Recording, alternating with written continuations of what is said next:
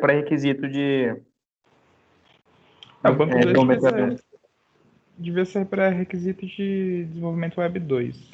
Eu não Então, vejo aí... necessidade de Web 1, mas tudo bem.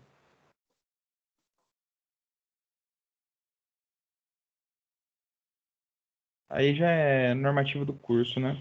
Pessoal, eu tô gravando a aula hoje. Tá saindo a música que eu tô ouvindo ou não? Não. Não. Não?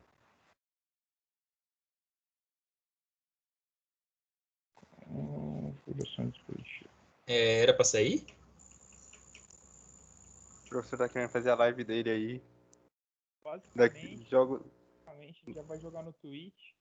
Aí tá vendo, ó. Daqui a pouco troca. Daqui a pouco a aula dele, ele para aqui, manda um link e é gameplay de nível avançado.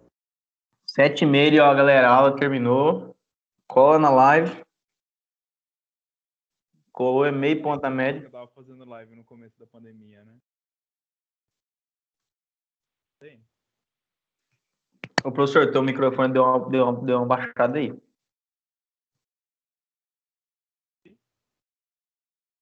Bem baixinho. Tá bem baixinho. Ah, é? É. Agora eu tô ouvindo a música. Agora não mais. Agora eu tô. Calma, cara.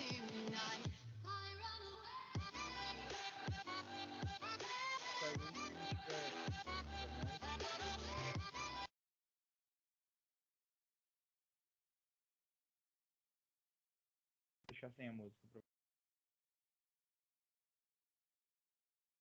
Eu tinha um canal aqui, acho.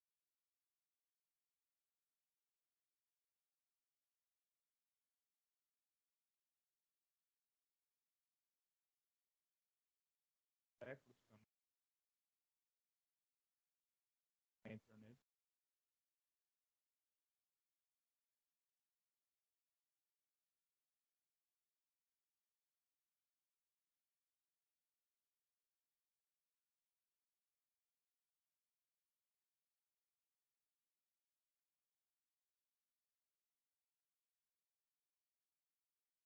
Tô ouvindo nada, professor.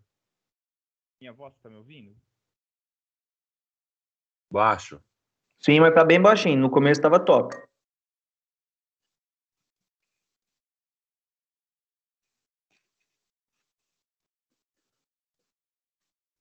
Baixo ainda? Sim.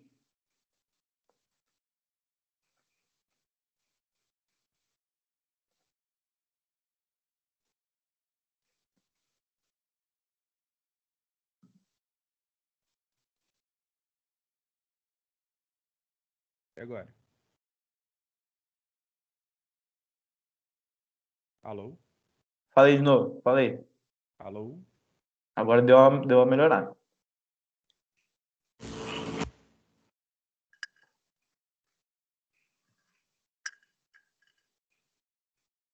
O Teams que tá cortando, tá baixando meu volume.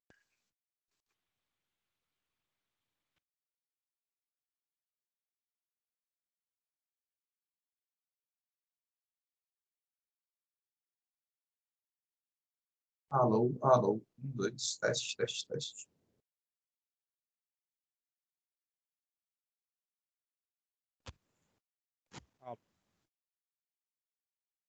Coloca no...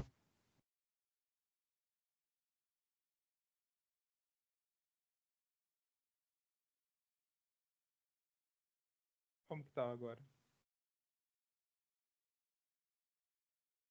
Pessoal, vocês estão me ouvindo? Tô ouvindo normal. Beleza. Não sei pros outros. Bom, Tá dando pra ouvir.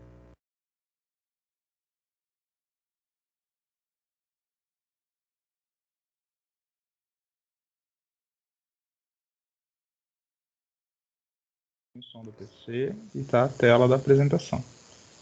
Fechou? Tá. É isso aí? Agora ficou bom. Agora, OP. Beleza. Então tá. Pessoal, a gente vai falar um pouquinho do contexto histórico do desenvolvimento web. É umas coisinhas que são chatinhas, assim, né, do ponto de vista que a gente não está aprendendo a desenvolver, mas pelo menos a gente vai entender um pouquinho de como surgiram as coisas e como que funciona o desenvolvimento web, tá? Então tem um pouco da tecnologia já sendo explicada também aqui nos slides. São poucos slides, só para a gente ter uma noção, e aí a gente já vou tentar acelerar para a gente já começar a desenvolver rapidinho as nossas páginas. Beleza? Pensando no contexto histórico da web, quando que a gente vai começar, da onde que a gente começa a contar a história do desenvolvimento web? Quem é que me dá um palpite aí? Se for falar de... Começo dos anos 90. Eu vou começar a falar de web a partir dos anos 90. Mas se eu quiser falar de contexto histórico da web, eu começo na onde? Quando surgiu a internet. Não, cara. Não? Comunicação, começa lá no telégrafo. Eu começo ela lá Nossa, nas antes do pinturas das telégrafo. cavernas, cara. Nossa. Porque Ô, assim, louco. Sinal de fumaça indígena. bem por aí. Porque assim, o que é a web, cara? Para que a gente usa a web? Qual que é o intuito da gente utilizar ela? É Para se trocar comunicar informação, né? com quem não está É presente. comunicar com alguém que está distante. Só um comentário aqui, eu não sei se você está esquecendo de novo, mas... Ah, não, tá certo. É porque eu não tava vendo ali o negócio de gravação iniciada. Eu só tava procurando aqui, tá, será que começou a gravar? O professor esqueceu, não, tá aqui. Foi mal. Não, a gente tinha começado a gravar essa aula aqui é importante. Eu ia gravar antes, mas eu resolvi deixar para a gente gravar agora. Bom, então a gente vai começar lá na pintura das cavernas, porque o quê? A comunicação é uma necessidade que a gente tem enquanto ser humano, né? A gente precisa documentar o nosso raciocínio, passar para frente uma informação, a evolução da nossa espécie, ela dependeu disso, né? Depende da gente pegar essa informação e conseguir passar para frente, conseguir reaproveitar. Então, como que a galera descobriu que mandioca brava devia ficar 7 dias cozinhando para poder comer? Morrendo envenenado. Alguém teve que morrer, cara. Tipo, o cara foi lá, cozinhou um dia, morreu. Cozinhou 2 dias, morreu. Cozinhou 3 dias, morreu. Vou cozinhar uma semana para ver se dá bom, né? É experimentação, é tentativa e erro. Mas precisou documentar de algum jeito, precisou comunicar isso para a tribo, para o pessoal de algum jeito. Então, a web ela é um resultado de uma evolução da nossa comunicação natural, quase, né? A gente foi desenvolvendo novas ferramentas e aí chegou nessa maravilha que a gente tem hoje, que a gente pode assistir coisas praticamente em tempo real que estão acontecendo do outro lado do mundo. Por que é praticamente em tempo real? Por que não é em tempo real? Porque tem o delay da velocidade da conexão. Exatamente, a gente tem ainda a demora da transmissão da informação, mas ela é praticamente instantânea, questão de segundos ali, milissegundos, a gente já tem a comunicação com o outro lado do mundo facilmente, né? Então a gente tem aí, desde os pombo-correio que vieram lá de trás, sinal de fumaça. Vocês sabiam que a corredor de maratona vem dos arautos gregos? Tem a batalha da praia de Maratona, né? Que Exatamente. tem A uma corrida. Grécia ganhou a guerra lá e foi comunicar a Atenas. O cara saiu correndo de maratona até Atenas, chegou lá, comunicou o resultado da guerra, ganhamos e morri. Você vê que as pessoas sempre precisam morrer, né, no final das coisas. Ainda bem que pararam com isso agora. Mas beleza, então a gente vai ter a internet começando lá por volta de 69, certo? Então a gente tem ali rádio e TV, depois internet. 1969, o que vocês lembram de 1969? Homem na Lua. Homem na Lua, beleza. Homem na Lua fazia parte do quê? Guerra Fria. Guerra Fria, exatamente. Então, a internet ela vai surgir no período da Guerra Fria. A gente pode falar que o pai da internet moderna, né? O pai das telecomunicações modernas é o código Morse, né? Eu tinha pulado isso aqui, vocês falaram código Morse, eu já ignorei. Mas o precursor das telecomunicações que a gente tem é o código Morse, e que dá origem um pouco ao nosso binário de hoje, né? Vocês sabiam que a tabela do código Morse, na verdade, é um código em árvore escrito? Ele é bonitinho. É uma árvore para fazer a leitura de código Morse que gera a tabela. Né? Legal. Sim. Curiosidades curiosas. Incrível. Né? Então, tipo, todo lado, tudo que vai para a esquerda é um ponto e tudo que vem para a direita é um traço, né? Então, se a gente quiser falar um i, ele vai ser ponto, ponto. Ponto, ponto. O u vai ser ponto, ponto, traço. E assim vai. É legal. Entendi. Agora eu entendi o que você falou. Porque ele vem aqui, né? Tipo, veio para a esquerda é ponto, veio para a direita é traço. Então o T é só traço. O N vai ser traço e ponto. Né? E assim vai. Mas eu tava falando, né? 1969 lembra pra gente estudo cai no final de estrutura de dados. Exatamente. Eu tô dando estrutura de dados na Unesp, cara. Estrutura de dados 2. Tô dando não, né? Vou começar agora. Semana que vem, na próxima. Vocês vão participar da SEMAC da Unesp, vocês estão sabendo? Vai ter Semana da Computação da Unesp semana que vem. Eventos gratuitos, palestras gratuitas. Bacana também. É uma oportunidade bem legal. Bom, Guerra Fria. Guerra Fria, corrida armamentista, corrida espacial. A Guerra Fria começa lá em 1962, vai até 1991, mais ou menos. E se a gente está tendo essa disputa entre a Rússia e os Estados Unidos, né, a grande União Soviética e os Estados Unidos e todo o eixo capitalista ali, o que a gente precisa? Se a gente tem uma corrida, o que a gente precisa em uma corrida? Chegar mais rápido, né? A gente precisa chegar mais rápido. E para chegar mais rápido, a gente tem que fazer o quê? No caso de informação, que é o nosso caso, a gente tem que comunicar essa informação mais rapidamente, não é? Porque para eu conseguir desenvolvimento armamentista e desenvolvimento espacial, a gente estava falando de se comunicar em unidades de pesquisa, promover avanços de pesquisa mais rapidamente. Então imagina que a gente tem um pesquisador que está na costa leste, um pesquisador na costa oeste, como que eles vão se comunicar? Se bem que a maior parte das universidades americanas ali, elas estavam na costa oeste americana, né? Então estava ali perto de Stanford, perto da Califórnia. Era o maior polo. Mas, mesmo que fosse duas cidades, né? A velocidade da comunicação ela precisava ser mais rápida. Então começa-se a trabalhar na comunicação por redes. Então o desenvolvimento da web ele vai tangenciar também a evolução das redes de computador, né? Vocês já tiveram redes de computador, vocês já devem ter visto isso. Já viram essa parte da história, né? Sim. Sim, então tranquilo. Então a gente começa, eu vou passar mais rápido então.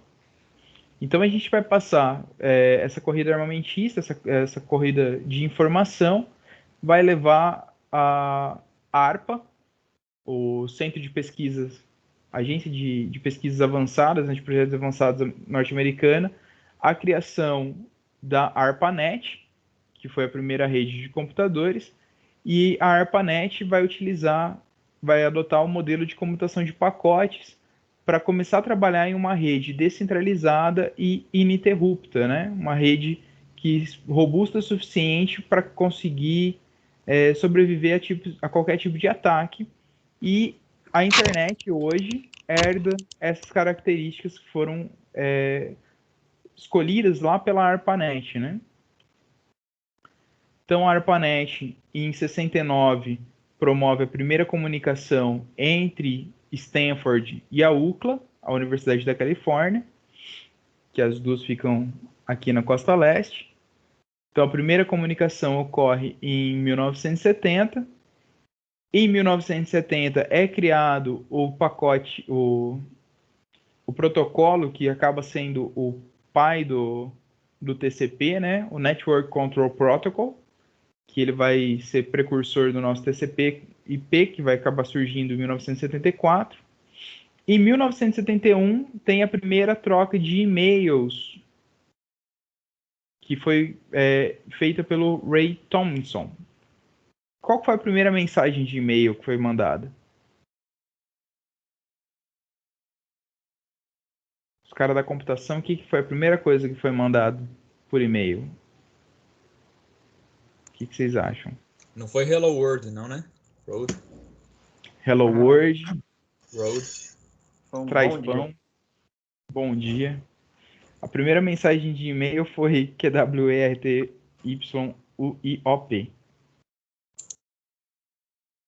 Aonde que tá essas letras no teclado? A primeira fileira do. A primeira mensagem de e-mail foi um teste com a primeira fileira de letras do teclado ali. Teclado QWERTY. E já existia comunicação eletrônica nessa época? O que vocês acham? Só Antes por do e-mail. telefone, né? Telefone, telégrafo, rádio, TV. Já existia comunicação por mensagens eletrônicas nos computadores. Só que o que acontece? As mensagens eletrônicas no computador, elas tinham que ser feitas na mesma máquina. Então só tinha comunicação dentro da mesma máquina. O Ray Thompson, ele criou uma ideia de desvincular o nome do usuário ao local desse usuário. Então, quando ele cria o arroba, é para fazer a diferenciação de onde está o usuário e qual que é o domínio daquele usuário. Então, ele cria essa primeira ideia que foi adotada por todo mundo dali para frente. E o cara não registrou isso, não registrou patente, não ganhou nada com essa ideia, e ele praticamente criou o meio de comunicação mais utilizado ou mais estável que a gente tem hoje em dia. De graça. Top, né? E ele escolheu o arroba, sabe por quê?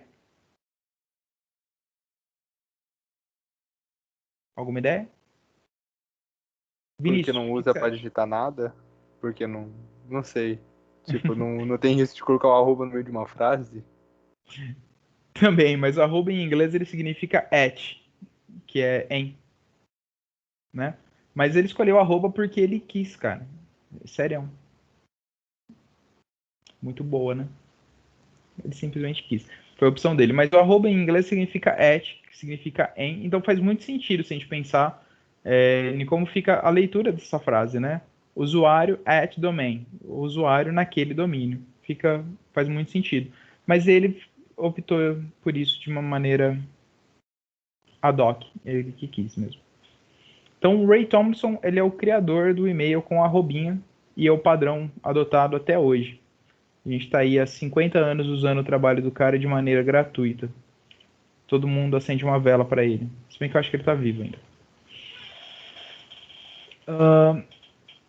Esse cara aqui, quem conhece ele, quem lembra dele? Tim Berners-Lee, ou Sir Tim Berners-Lee. Ele era um engenheiro de software que trabalhava no CERN, que é o Centro de Pesquisas Nucleares Europeu. E eles eram o maior centro de pesquisa, né? Tinham o acelerador lá, não lembro. E aí eles tinham um pequeno problema. Eles tinham milhares de documentos de centenas de cientistas que iam para lá utilizar as instalações.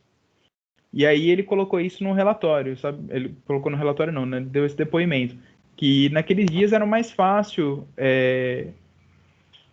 você conseguir informação encontrando as pessoas durante o café do que tentando procurar elas dentro dos computadores. Eles já tinham rede de computador, só que as informações elas estavam totalmente dispersas dentro dos computadores. Às vezes o cara tinha que logar em 2, 3 máquinas diferentes e ele também precisava conhecer diversos programas para conseguir utilizar, para encontrar aquelas informações. Então é bem diferente do que a gente tem hoje, né? Você vai lá, as informações estão todas no Word, você abre o Word, lê e tá de boa. E aí, o Tim Berners-Lee, ele propõe um método para organizar isso, né? Tipo, vamos a la solução. Então ele manda um documento para a administração, propondo uma ferramenta para conseguir fazer a gestão da informação. E ele propõe isso em cima de alguns artigos sobre hipertexto que ele tinha lido. Quem que... Hipertexto lembra o que a vocês? Hipertexto, quem que eu risco? Onde que eu risco? Minha caneta não tá riscando, cara. Aqui. O que hipertexto lembra a vocês? HTTP. Lembra HTTP, lembra HTML, né? Hipermídia. Então, o Tim Berners-Lee, ele propõe esse esquema para os caras, onde eles estão falando que, tipo, fulano criou o documento, esse documento ele vai ser descrito com hipertext, as informações vão ser linkadas, e isso vai gerar uma outra proposta e tudo mais. Beleza. Ele manda isso para o CERN e os caras falam assim, olha, tá, se você quiser fazer isso, você pode trabalhar nessa ideia, mas não é o foco do CERN. Aí, em um ano, o cara fez mais do que eu vou fazer na minha vida. E ele propôs isso em 1989. Em 1990, ele tinha a primeira versão do HTML escrita. Ele tinha definido um método para descrição dos recursos, né? Então, essa URI é o que a gente também conhece por URL, que é a identificação única dos recursos, e ele tinha criado já, em 1990, o HTTP, que é o protocolo de transferência de dados que a gente utiliza até hoje. Ok? Então, assim, tudo que a gente faz na web, a gente tem que agradecer ao Ray e ao Tim. Em 1993, eles chegam, o Tim Berners-Lee fala o seguinte para o CERN: não adianta a gente querer que isso se torne um padrão e a gente ficar controlando isso na nossa mão. Isso aqui nunca vai se tornar um padrão, nunca vai ser difundido se a gente ficar controlando. Vocês conseguem imaginar alguma coisa que é mundial e ao mesmo tempo é proprietário? Não dá, né? Internet? A internet não é código proprietário, não tem dono na internet. Sim. E é justamente por isso, porque eles abriram esse código em 93 e difundiram isso para quem quisesse usar, ok? Então, em 1993, essas informações, o HTML, a maneira como trabalhar com as URIs e como trabalhar com os protocolos de hipertexto, com o HTTP, se tornam públicas e passam a ser difundidas mundialmente. Falando um pouco de como que é a nossa arquitetura, essa parte de arquitetura vocês já viram em redes, né? Vocês já tiveram redes antes, então vocês acabaram já conhecendo essa estrutura de como que a internet funciona, né? Que a internet ela vai funcionar em cima de uma arquitetura cliente-servidor. Quando a gente está falando de arquitetura cliente-servidor, o que a gente está falando, pessoal?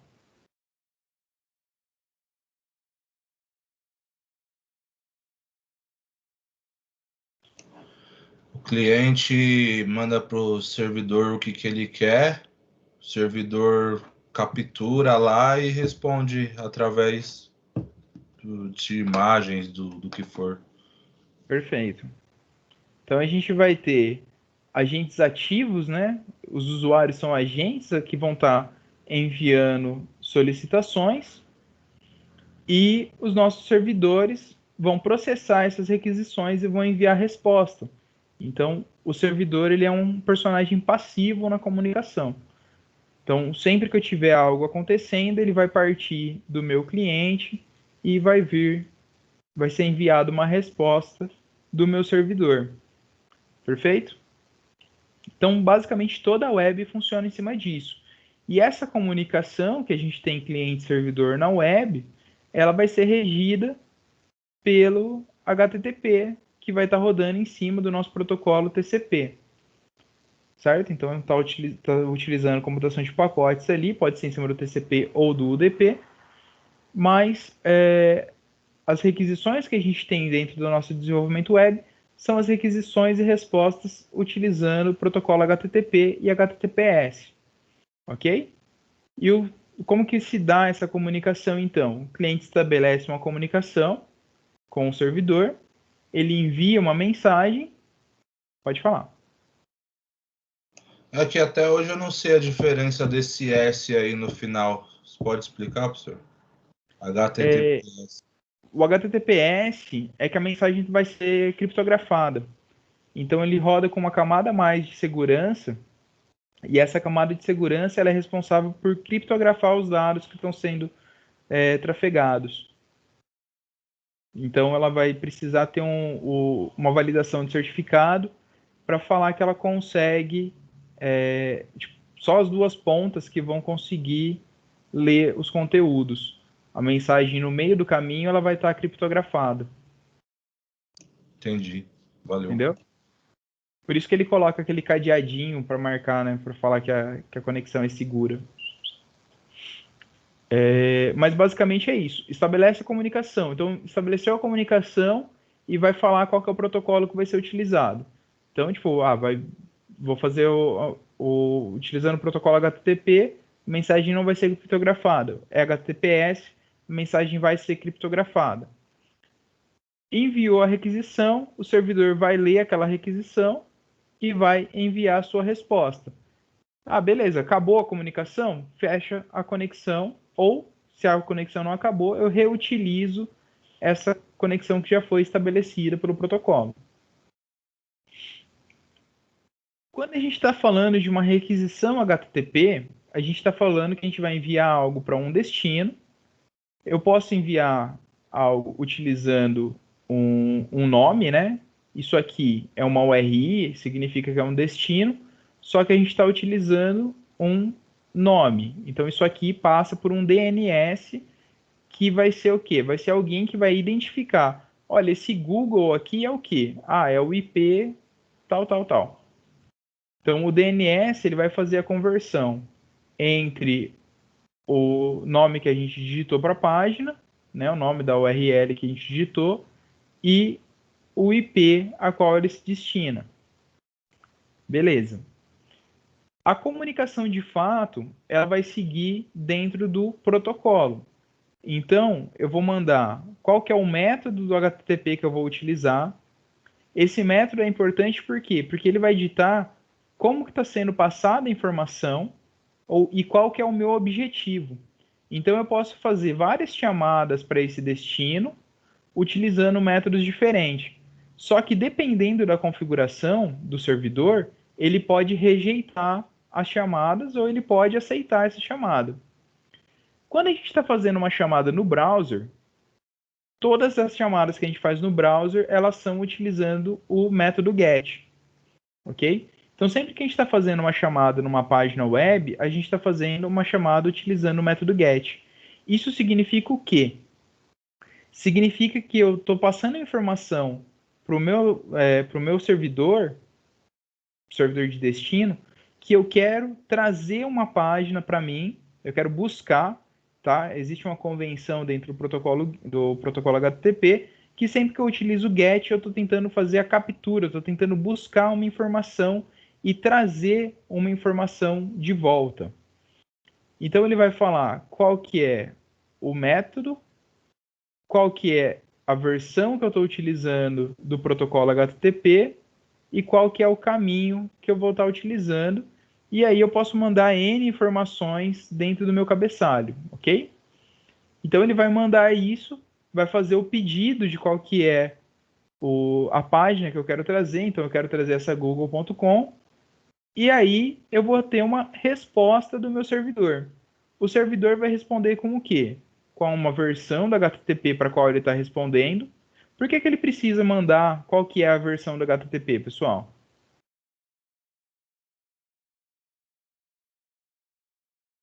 que é importante a gente mandar a versão das coisas? Compatibilidade? Compatibilidade, para saber como que eu vou ler essa informação. Perfeito. Então ele está mandando, vai mandar qual que é a versão que ele está utilizando para saber como que ele tem que interpretar essas informações. Aí ele vai, quando é a resposta, ele vai mandar um código de resposta. Toda resposta HTTP, ela tem um código aqui.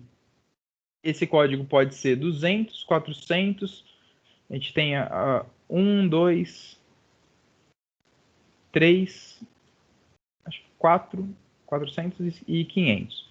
Então a gente tem 5 camadas de respostas possíveis aqui.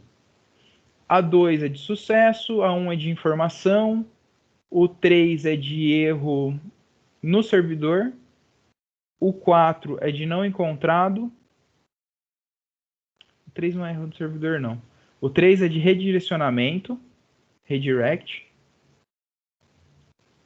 e o 4 é erro de não encontrado, então pode ser algo no cliente, e o 5 é de erro no servidor. Então, os códigos são compostos por 3 dígitos, sendo que esse primeiro dígito já dá essa ideia para a gente do que está acontecendo.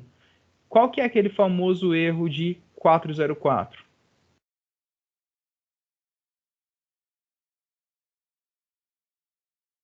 Quando ele não encontra a página? Quando ele não encontra a página.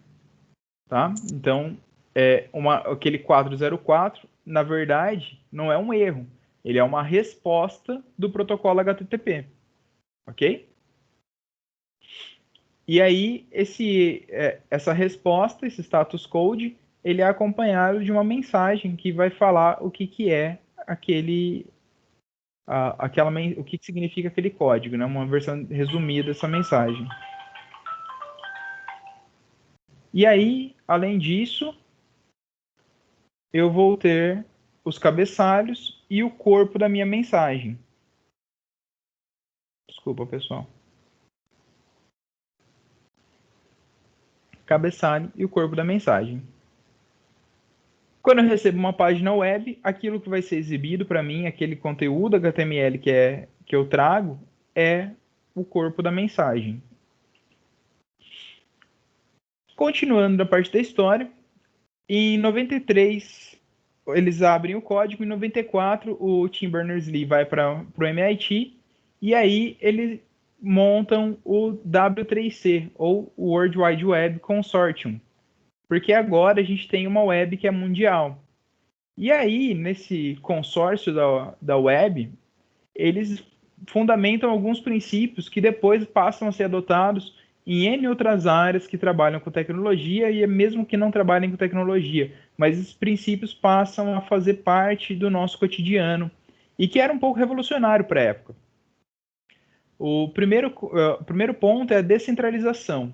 Tá? O primeiro princípio do W3C é a descentralização. Então, a W3C fala o seguinte: não existe um chefe da web. Não existe alguém que pode parar a internet. Ninguém controla o que vai subir para a internet ou não. Se eu tenho acesso a um servidor, eu sou responsável por subir a minha informação. Não passa por nenhum órgão moderador aquilo que eu quero subir. E isso acontece no mundo todo.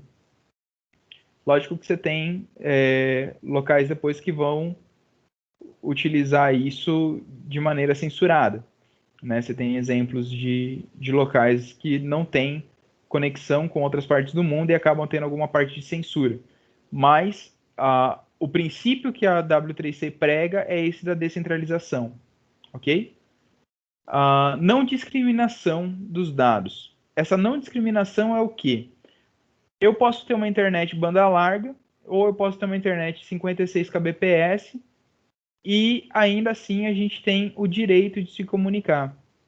Então não existe uma discriminação entre o usuário. Não é porque o usuário está numa faixa de consumo que ele consome conteúdo melhor. Todo mundo na web tem direito de consumir tudo que está na web dentro das devidas proporções. Eu tenho serviços que são pagos, mas o acesso ao serviço ele não é restrito. Não é restrito pela condição de acesso da pessoa. Código desenvolvido bottom-up. Esse código desenvolvido bottom-up é o seguinte: a W3C não cria a web, não cria os padrões da web e passa para a comunidade. A comunidade e os membros criam criam as informações, criam os padrões, e esse padrão que surge na comunidade passa a ser recomendado pela W3C. Vocês entendem essa diferença do que é eu passar de cima para baixo e passar de baixo para cima? Bottom-up é de baixo para cima. Vocês entendem essa diferença nos princípios aí? Tem a ver com a descentralização, né? Primeiro que eles já falam assim, olha, qualquer coisa que você subir para a web é tua, beleza, eu não mando nada. Agora, quando a gente está falando de desenvolver padrões, por exemplo, o HTML5, ele não foi desenvolvido pela W3C ou por algum órgão e falou assim, olha, agora vai ser HTML5, todo mundo tem que usar. Foi um usuário não, foi um desenvolvedor Foi um grupo de usuários Aham. que desenvolveu, passou pela W3C e falou assim, olha, e aí? Beleza? Recomenda? Mas ainda assim, recomenda. Você não está falando que, tipo, tem que ser usado, vai ser assim. É uma recomendação. E aí, outra coisa que tem é consenso.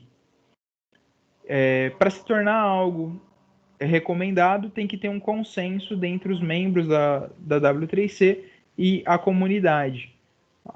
Nada vai ser imposto à comunidade, nada vai ser forçado também sob pressão para a W3C. Então ele vem com alguns princípios que depois passam a influenciar como que as coisas se comportam na web, né?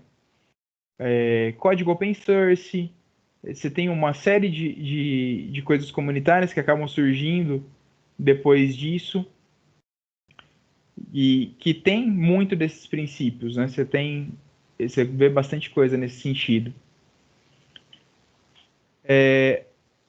Para algo se tornar uma recomendação da W3C, ela tem que passar, essa documentação ela passa por vários status, né? Então a W3C ela tem o status de rascunho, que é o working draft, rascunho. Aí esse rascunho passa a ser uma recomendação candidata. Ele também pode ser só uma nota de grupo. E depois de votada, ela passa a ser uma recomendação de fato. O processo, na verdade, é assim. Os grupos escrevem os seus rascunhos. Esses rascunhos passam para revisão. Essas revisões se tornam recomendações candidatas. Essas recomendações candidatas elas vão passar para decisões dos grupos de novo, até que elas sejam aprovadas, passem a se tornar recomendações propostas. Isso vai ser validado pela comunidade até se tornar uma recomendação de fato. Então, os processos eles são tomados pela comunidade e envolvem toda a comunidade. E são bem demorados para alguma coisa se tornar uma recomendação da W3C de fato. Tá? Então, é um fluxo bastante demorado, mas qualquer pessoa pode se associar à W3C e pode fazer as suas propostas. A gente falou já da parte da W3C, vou voltar um pouco agora para a parte técnica, né? Porque lá em 90 a gente criou o HTML passa a se tornar um padrão da web, a W3C passa a organizar o HTML, a cuidar do HTML. E o que é HTML de fato? Quando o Tim Berners-Lee propôs a organização dos documentos, ele criou uma linguagem de script, uma linguagem de marcação, não é uma linguagem de script, uma linguagem de marcação, para que essa linguagem pudesse fazer a ligação entre os elementos de textos a outros documentos, pudesse fornecer classificação e expansão de significado para os documentos, e para visualizar esses resultados, esse conteúdo desses documentos seria renderizado, tá? E aí a gente escuta bastante essa palavra dentro de desenvolvimento web, essa palavra de renderização, quando a gente vai trabalhar com React ou com outras linguagens, a gente tem até métodos que chamam render, e às vezes passa batida a gente falar o que é renderização. A renderização a gente também vai ver bastante em desenvolvimento gráfico. Ela é um processo na qual a gente obtém um produto final a partir de um processamento digital. Então, assim, a renderização que o navegador executa é o processamento das tags para gerar um recurso visual final a partir das marcações que foram feitas no nosso texto. Então, isso dá para a gente um papel muito importante para o navegador, já que é ele que vai fazer a interpretação do nosso HTML. E o HTML, ele passou por diversas versões até chegar onde ele está hoje.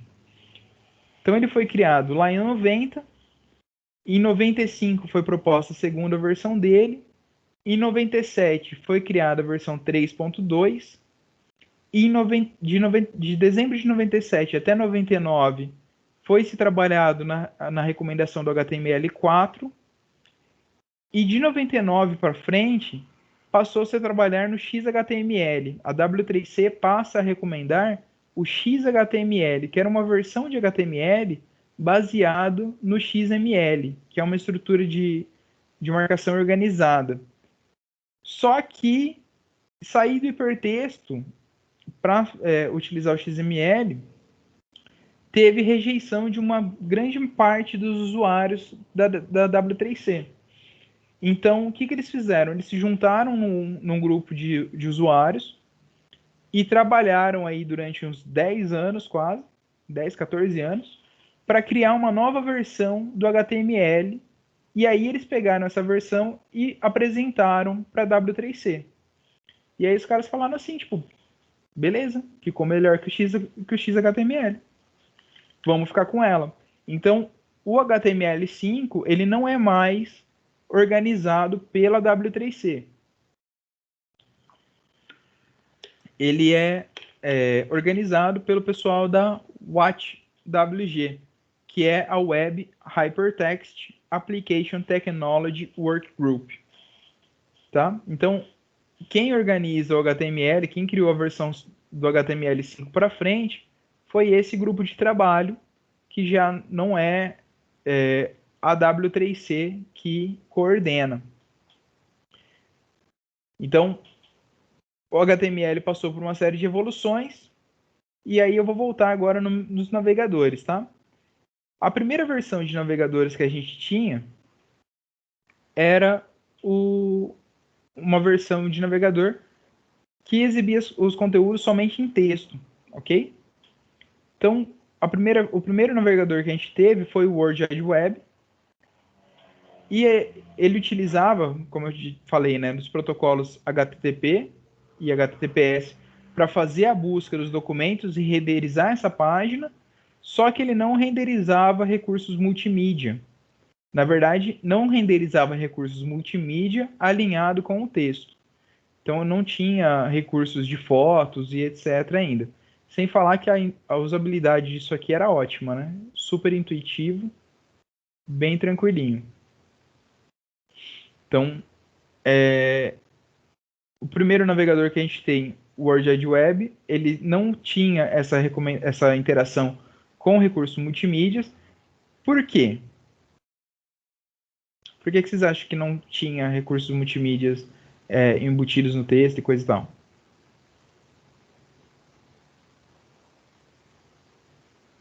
Além da falta de tecnologia, tipo, não tinha YouTube, não tinha câmera digital, tipo, tão avançada. Então não tinha o que ele colocar ali tanta coisa assim também. Mais ou menos por aí, Thiago. O pessoal achava que não tinha necessidade. O HTML ele surgiu de uma necessidade de cientistas trocarem informação. Então, quando a gente está escrevendo artigos, é basicamente texto. É texto, uma fórmula aqui, outra ali, mas no mais escreve por texto.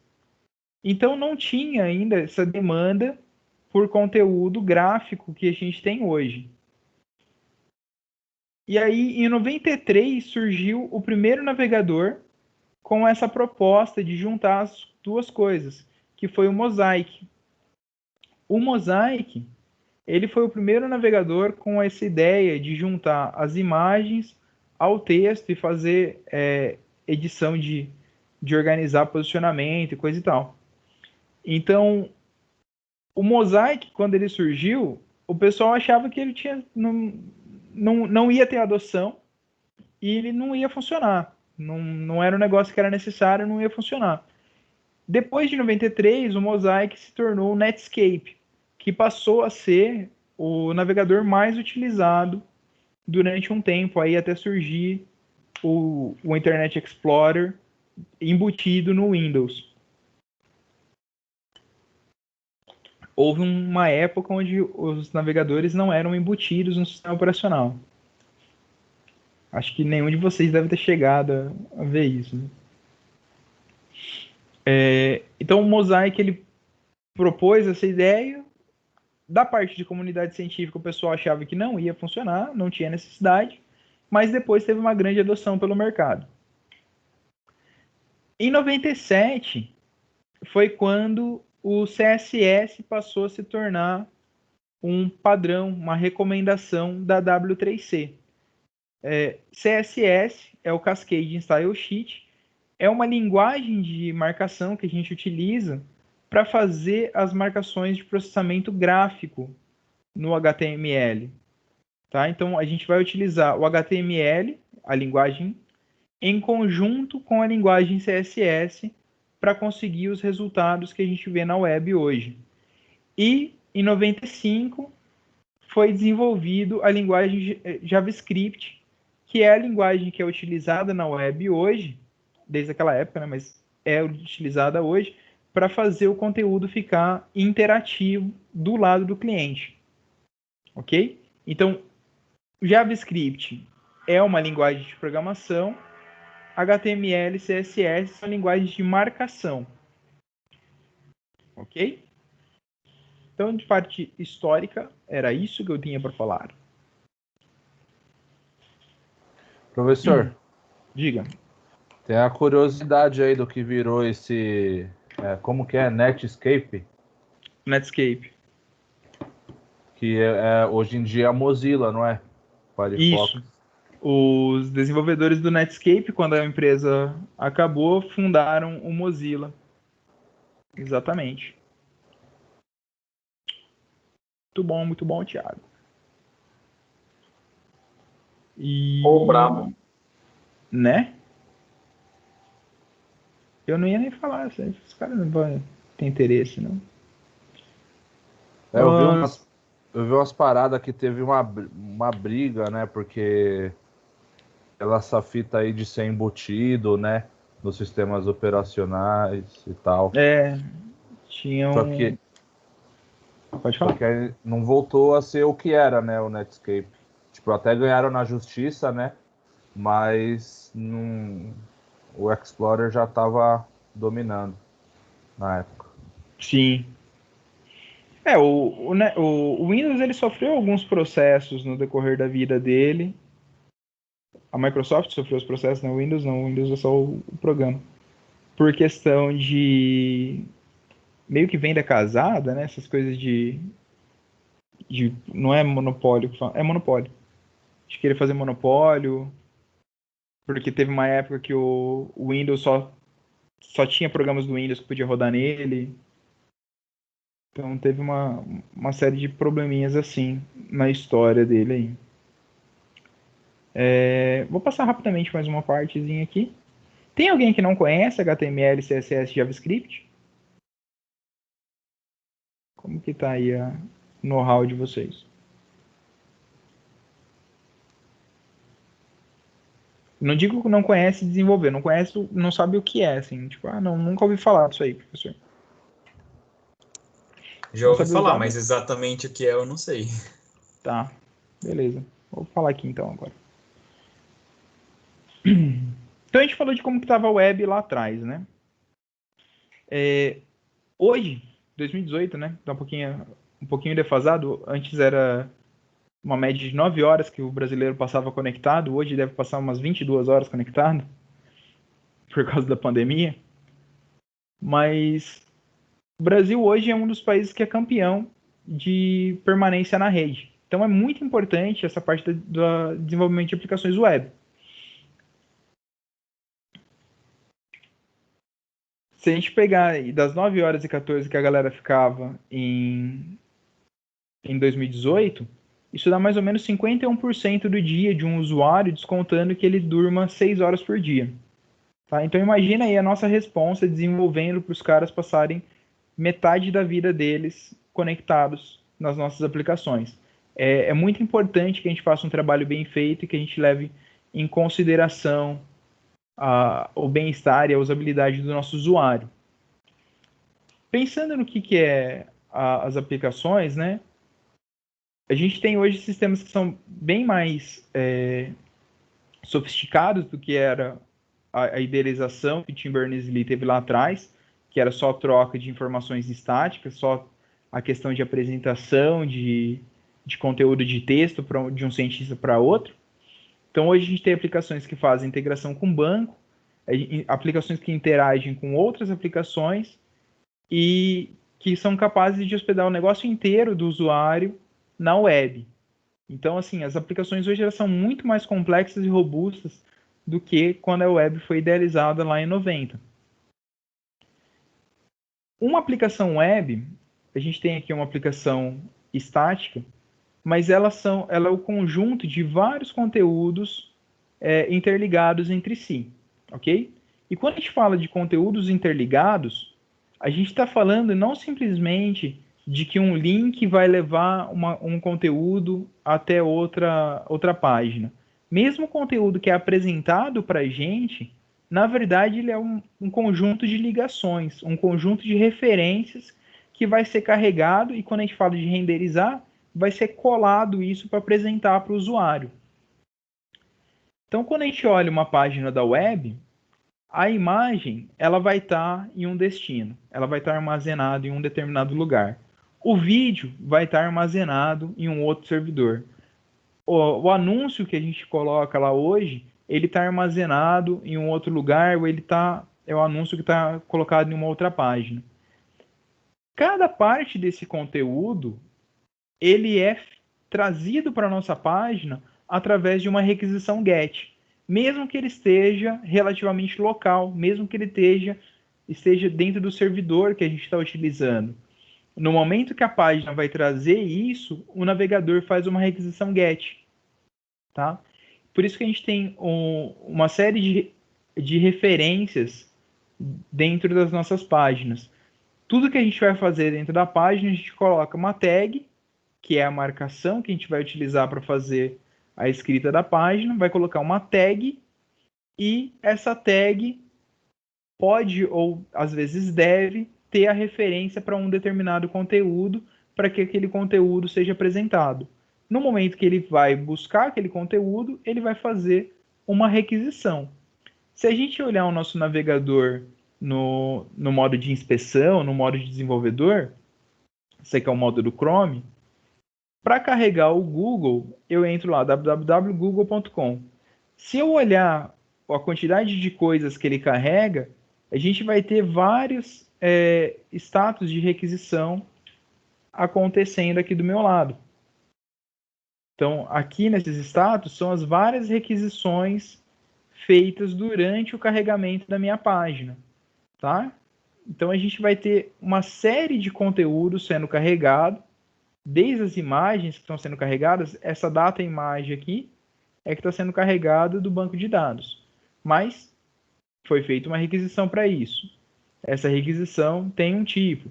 Essas informações são informações que vão vir lá no cabeçalho da nossa requisição pelo HTTP, certo? Então, mesmo um conteúdo simples, ele vai ser composto por um conjunto de requisições e se alguma dessas requisições falhar, ele vai vir aqui com um erro 400 e alguma coisa.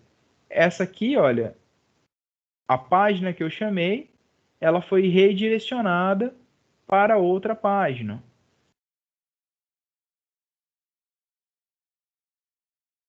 Parou aí? Parou não, professor. Parece que foi só pra ele mesmo. Já é... Então tá.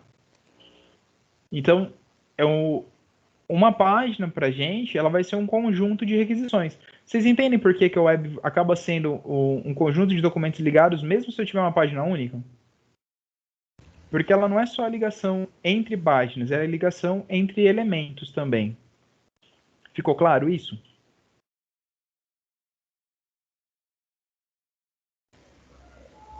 Pra mim ficou. Sim? Beleza. É que essa parte de requisição também é interessante na segurança da web, né? Que também a gente vê esse tipo de coisa. Sim. Para você trabalhar a parte de segurança, você vai ter que checar se ele tem ou não autorização para fazer aquele tipo de requisição. Então, é muito importante isso, sim. Falando nisso, falando de segurança da web, vocês viram que o STJ foi sequestrado? Quem? O STJ, super- o Tô por fora, professor. do governo? sequestraram o STJ. Não sei se já voltou pro ar. Deixa eu ver. Sequestrar significa que Invadiram o servidor, criptografaram todos os dados que tinham no servidor. aí eles não têm Inclusive mais backup. acesso. Entendi. Olha só. stj.jus.br. Será que voltou? Não. Supremo Tribunal de Justiça está fora do ar ainda. O que acontece? Foi a eu, web professor. Oi? Foi eu. Pô, Thiago, fala isso não, cara. Nem brinco. Não na minha aula, por favor. Tá gravado, hein? Tá gravado. Né? Imagina o Professor que seguinte. ensinou, foi o professor que ensinou. Foi o Bira. Imagina o seguinte, tudo isso aqui são documentos da web. Esses documentos eles vão ser carregados para a minha página para eu poder renderizar quando eu digitar o endereço. Se eu entrar dentro do meu servidor, que é onde eu estou colocando tudo isso aqui, e eu criptografar essas informações de um jeito que o meu navegador não consiga trazer isso em HTML aqui, não consiga trazer para a requisição, ou não consiga sequer processar essa requisição, porque dentro do nosso servidor a gente tem uma série de programas rodando lá. Se está tudo criptografado, a gente não tem como acessar. Se não tem como acessar, não tem como carregar. E isso é muito louco, cara. Porque hoje em dia você tem algoritmos de criptografia que não quebra. Não tem como quebrar por força bruta. Então, essa prática de você entrar num servidor, invadir ele e criptografar a informação que está lá, depois o pessoal pede resgate por isso, porque você só consegue descriptografar se você tiver a chave de criptografia, é chamado de ransomware. Então você tem spyware, você tem malware, você tem os vírus e você tem o ransomware, que é um programa que entra e criptografa aquilo que tem lá. E fizeram isso com o Superior Tribunal de Justiça, cara. Bem louco, né? Informação útil. Ligado, mas não tão ligado assim com a disciplina.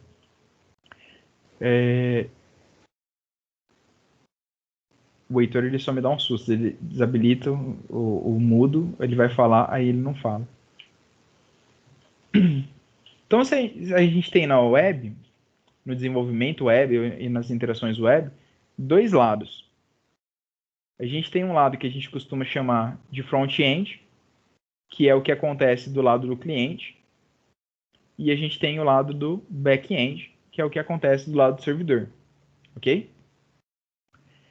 Do lado do cliente, o cliente vai lá, vai entrar no site, então ele vai carregar o navegador, vai fazer uma requisição, esse site vai ser carregado no navegador, aí o que tiver de interação, de dinamicidade, vai ser utilizado scripts do lado do navegador para processar essas requisições, isso sem comunicação com o servidor. Se alguma dessas requisições tiver algum tipo de comunicação com o servidor, aí vai ser feita uma chamada para o nosso servidor utilizando JavaScript, então uma tecnologia aqui, utilizando JavaScript com essa... que foi, Heitor? Escondendo. O JavaScript ele pode ser executado de maneira assíncrona, então sem interromper, sem eu precisar recarregar a minha página. Eu faço uma chamada no servidor, espero ele me devolver os dados, e aí eu atualizo aquele pedacinho do código que eu preciso.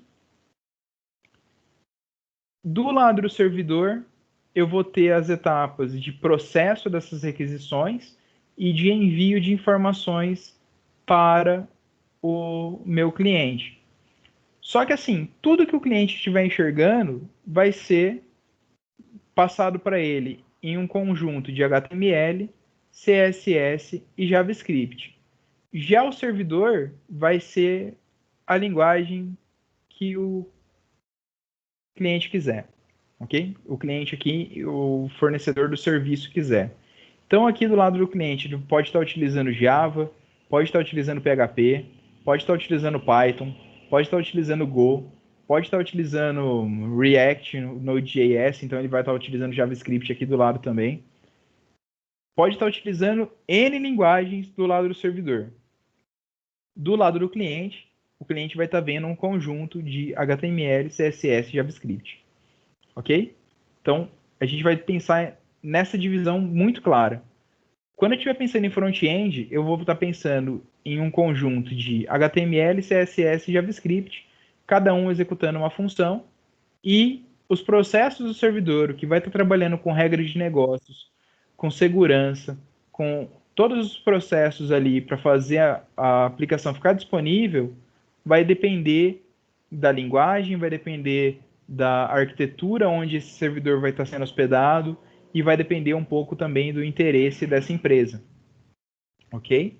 Então a gente vai ter essa divisão aí entre as linguagens. Mas a gente pode ficar tranquilo, se a gente for desenvolvedor de front-end, que a gente vai estar trabalhando com uma dessas três coisas: HTML, CSS e JavaScript.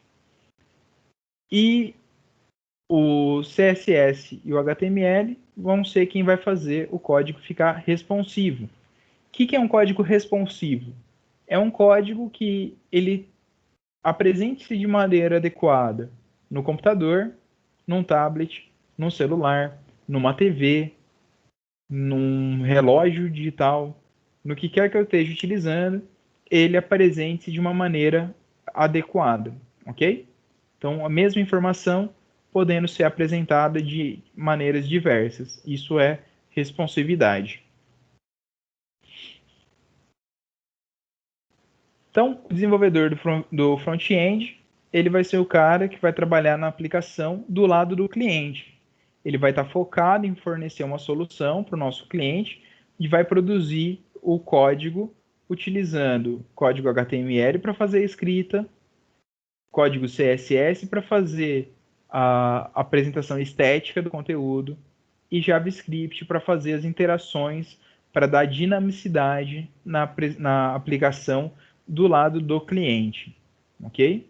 Lembrando que JavaScript eu também consigo utilizar do lado do meu servidor.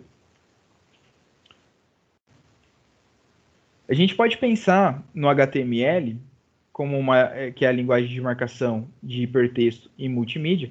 O nome dela mesmo é até aqui, linguagem de marcação de hipertexto. E multimídia porque hoje a gente tem que as multimídias são muito presentes, né? Então, o HTML ele também vai servir tanto para hipertexto quanto para hipermídia. Ele vai utilizar tags, que são pequenas marcações, para definir as estruturas da nossa página, tá? E essa definição de estrutura é como se a gente fosse fazer identificação de blocos e trechos dentro dos elementos da página que a gente precise fazer o destaque e a classificação. Então, se a gente pensar nesse exemplo aqui do jornalzinho, então o jornalzinho do Dumbledore, essa parte aqui onde está o nome do Dumbledore é o quê?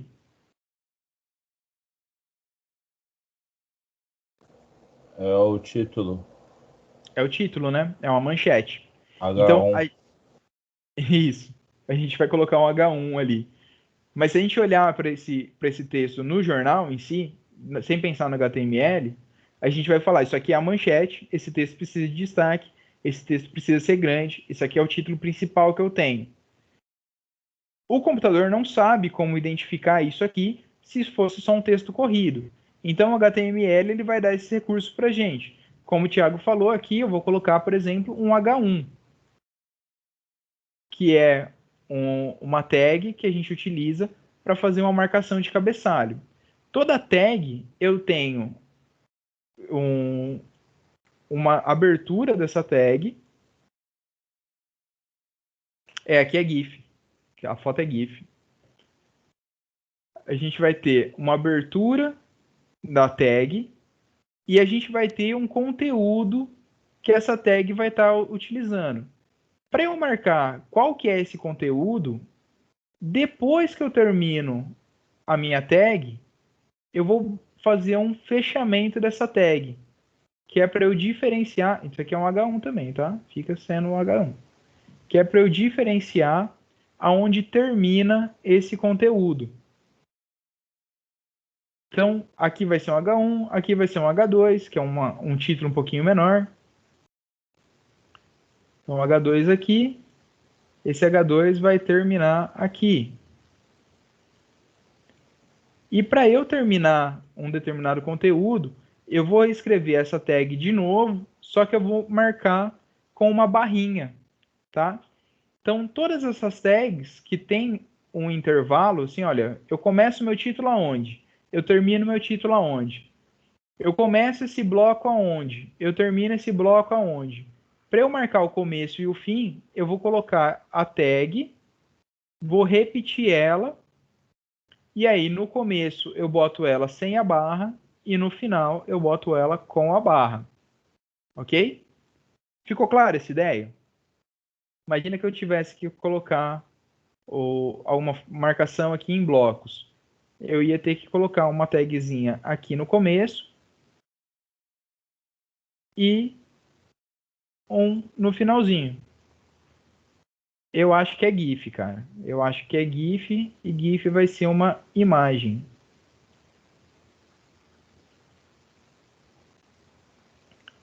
Agora, uma tag de imagem.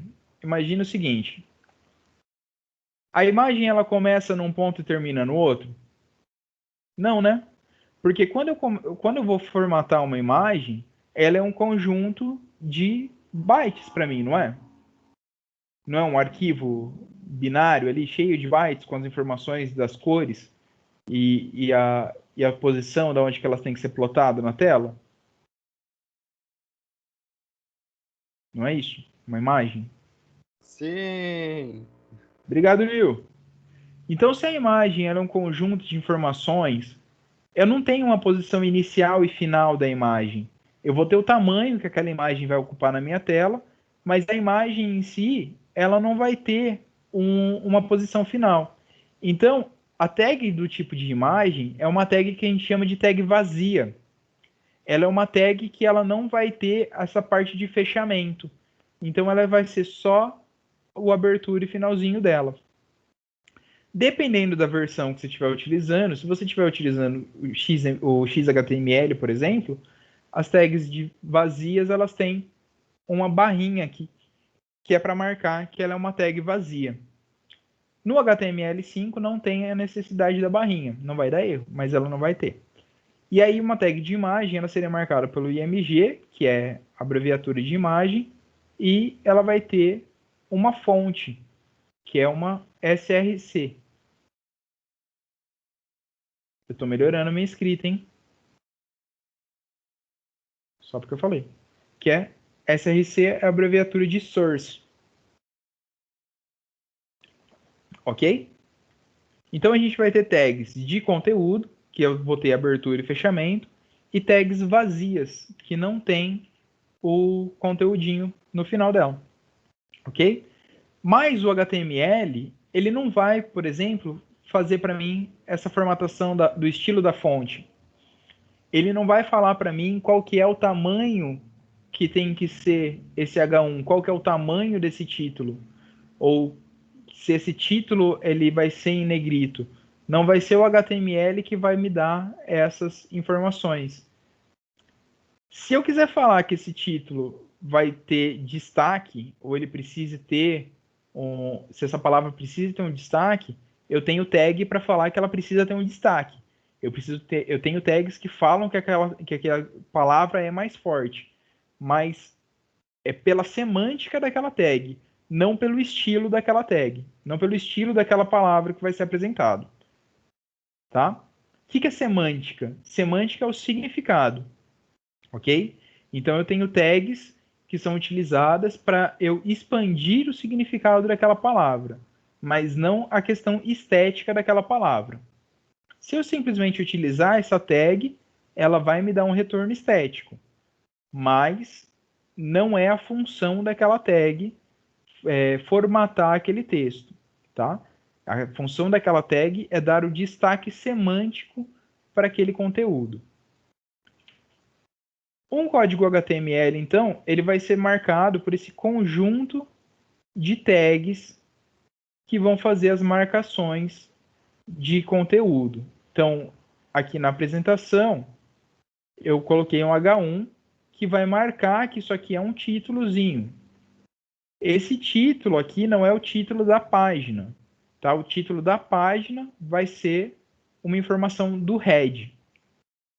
A gente vai segmentar uma página HTML em 3 blocos. O primeiro bloco é o bloco de conteúdo HTML, que vai ser marcado pela tag HTML de início e final, ok? Então ele vai marcar todo o meu conteúdo HTML. Eu vou ter uma segunda seção, que é a seção do head, que é uma seção de cabeçalho, tá? Head é cabeça, é uma seção de cabeçalhos. Todas as informações que estiverem no meu head não vão ser apresentadas para o meu usuário. Elas são informações que vão ser utilizadas pelo navegador ou por outra aplicação web que faça a leitura do meu código. Perfeito? Deu para entender isso? Sim. Obrigado. Já estão desanimados, desmotivados, sem Tá vontade, todo mundo morrendo, tá todo mundo morrendo. né? Tá acabando já, pessoal. Ah, e o Vinícius tá perguntando se na linha 6 não tinha que ter a barrinha pra fechar o head. Perfeito, tinha sim. Faltou barrinha aqui. Tinha mesmo. E aí, eu tenho a seção do body. Tudo que tiver no meu body vai ser exibido para o cliente. Ok? Então, tudo que tiver no body são tags que são informações que devem ser exibidas na tela do meu navegador. Ok? Perfeito? Ok. Ok. Só Então, checando, só vendo se eu lembro aqui. O A é botão, não. não é, O A é é link? âncora, é links. Ah, Ok? Então, o A é a tag que eu vou utilizar para criar um link. Você pode sim, ver aqui, aí. ó, que o A ele tem um href. Esse href significa o quê? É uma referência a um hipertexto ou uma hipermultimídia, tá? Então, o href aqui, ele é uma referência a algum conteúdo que esteja localizado em algum lugar. Isso pode ser uma referência local ou pode ser uma referência na web, ok? Tudo depende aí de como que eu estou fazendo. Como eu estou colocando documentos HTML aqui sem barra, eu estou fazendo uma referência a um arquivo de conteúdo local. Se eu estivesse fazendo uma referência na web, é uma referência que a gente chama de absoluta. Eu estou me referindo a um endereço exato de um determinado conteúdo. Seria a mesma coisa que eu estivesse colocando aqui, por exemplo, c2 perfil HTML. Aí seria uma referência absoluta ao local daquele arquivo. Perfeito? Depois a gente vai entrar nas tags, é só para a gente ter uma ideia aqui de como que fica o HTML purinho. Já o CSS, ele vai ser uma folha de estilo em cascata. Então, o CSS tem a função de formatar os aspectos estéticos da minha página, tá? De trabalhar a parte visual da minha página. E ela pode controlar uma página só. Eu posso escrever ele de 3 maneiras. Eu posso escrever ele em linha, que vai ser dentro de uma tag. Eu posso escrever ele dentro de uma página, que eu coloco ele no head. Ou eu posso escrever ele em um documento separado, em um arquivinho separado, .css, que eu consigo aplicar a vários documentos de uma só vez. E é pelo CSS que eu vou conseguir garantir a responsividade dos meus conteúdos. Perfeito? Então, imagina que eu tenho um determinado conteúdo HTML marcado pelas suas tags. Quando eu aplico o CSS a esse documento, eu consigo um resultado estético muito mais bonito e eu consigo fazer efeitos muito interessantes. Por exemplo, esse head aqui, ele está colocado ao lado desse conteúdo. Quando eu utilizo o CSS, eu consigo colocar ele sobreposto a esse conteúdo. Veja só as diferenças que a gente consegue fazer. Então, a gente consegue fazer resultados muito bonitos com o CSS. O JavaScript, ele vai ser uma linguagem que a gente vai utilizar do lado do cliente, que permite que a gente manipule o nosso documento HTML através do DOM, que é um modelo de objetos do documento. Então, ele permite que eu pegue e altere informações tanto do meu HTML quanto do meu CSS. E eu também consigo informações do próprio sistema operacional e do browser do meu cliente, ok? Hoje em dia é difícil você conseguir esse tipo de manipulação. Poucos browsers deixam você fazer acesso com JavaScript às informações da máquina. Mas dava para fazer. Então, antigamente era muito normal você ver avisos para desativar o JavaScript das páginas. Inclusive, se aumentar o nível de segurança das páginas, elas não funcionam com JavaScript, aí quebra tudo. E o JavaScript é quem vai permitir que eu faça uso do AJAX, que é a comunicação JavaScript assíncrona. Quando a gente vai carregar um conteúdo web, isso, vai ser só isso mesmo, Matheus. Eu vou finalizar no próximo slide.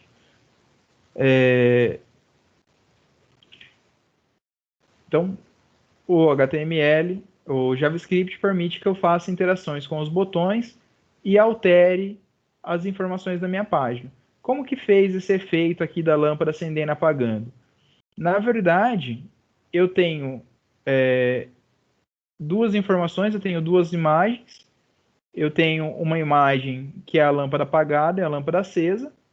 E quando eu clico no botão, ele troca a propriedade src, que é essa propriedade aqui, da minha tag imagem. Ok?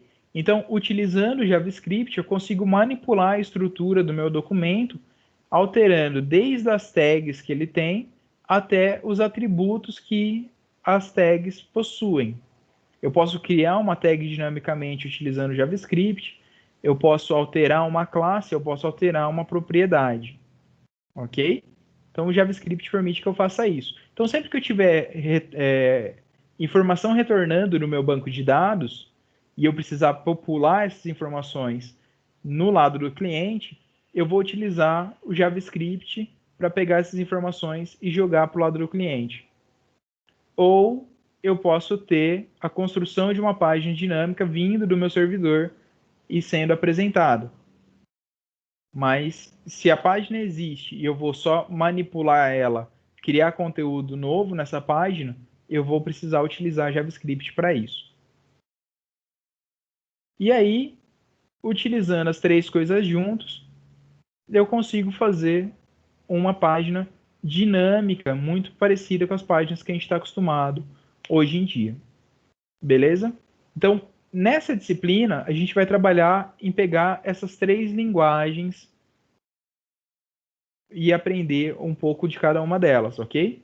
Então, a gente vai aprender a estruturar o documento com HTML, vai aprender a formatar esse documento utilizando CSS e a dar interatividade para esse documento utilizando JavaScript. Perfeito? Alguma dúvida, pessoal? Eu não sei se eu tenho mais coisas aqui. Tem mais a parte do back-end, mas eu não vou falar não. Já estão querendo sair? Já deu 1h30 também, tá bom, né?